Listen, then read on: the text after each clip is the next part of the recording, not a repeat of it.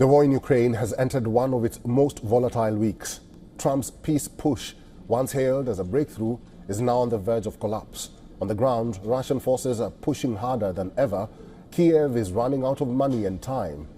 Here's a report as Russia advances and Ukraine bleeds and diplomacy is burning.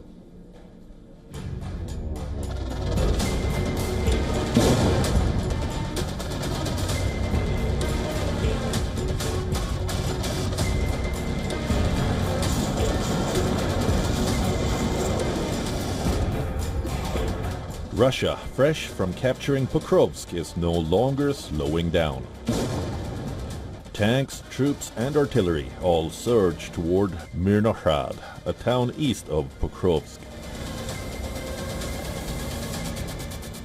The Supreme Commander ordered to defeat enemy's units over military officers listening in areas to the east of Krasnoarmysk, Pokrovsk, and in Dimitrov, Russian name for Mirnohrad.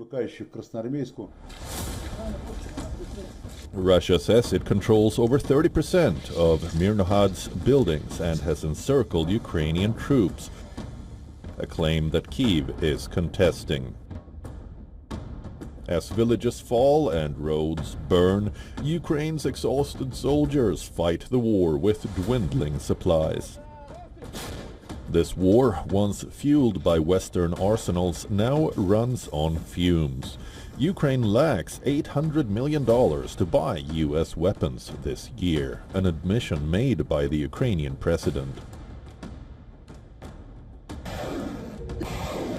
While missiles hammer the front line, another battle erupts far from the trenches. U.S. President Donald Trump's Ukraine peace deal is now hanging by a thread. Zelensky sets out Ukraine's priorities. For Kyiv, ceding territory is surrender, a humiliation Ukraine cannot accept.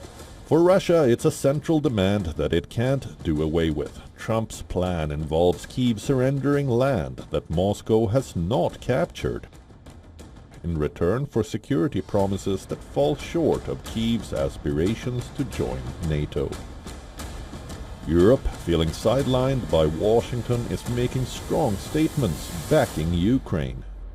I think the main issue is a convergence between our common positions, Europeans and Ukrainians, and the US to finalize these peace negotiations and re-engage a new phase in the best possible conditions for Ukraine, for the Europeans, and for our collective security.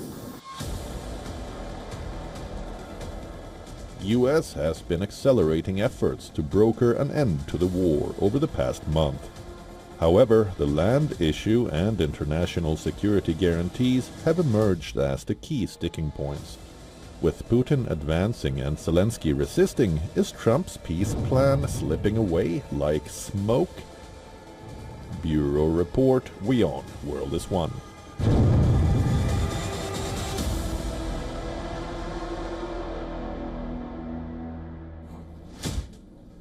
And joining us live now is Mr. Bishop Garrison. He's a former senior advisor to the Secretary of Defense and current senior fellow and adjunct professor, National Security Institute at George Mason University Law School. Professor Garrison, thank you very much for your time, and it's good to see you again. I just want your thoughts. With Zelensky refusing to cede territory to Russia, do you think Trump's peace plan is slowly slipping away? Thank you so much for having me. Always great to join you folks here. That remains to be seen.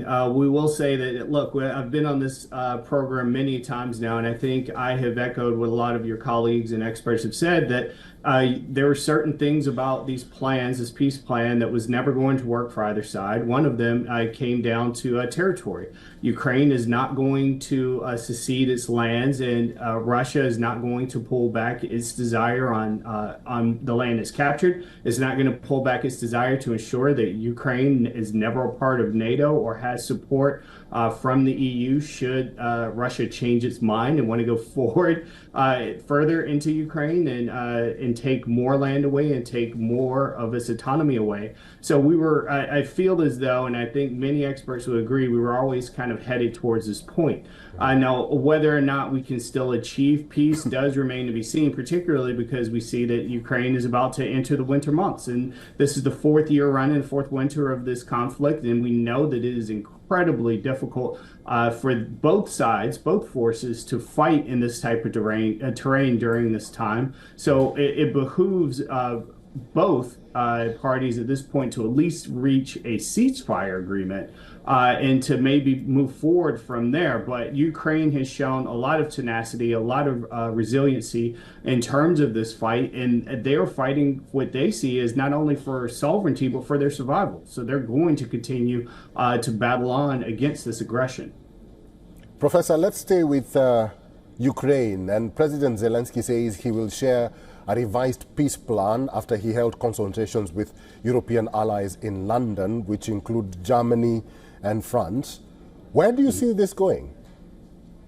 Well, I think we've already seen that the EU is going to step in and provide more support, not just from a financial standpoint, but they're looking for opportunities to provide more critical strategic support, to include more weapon systems, more ammunition as much as possible, as they are concerned that the United States is going to continue to take a step back away from its overall support of this effort, particularly if the ceasefire or peace agreement does not go through.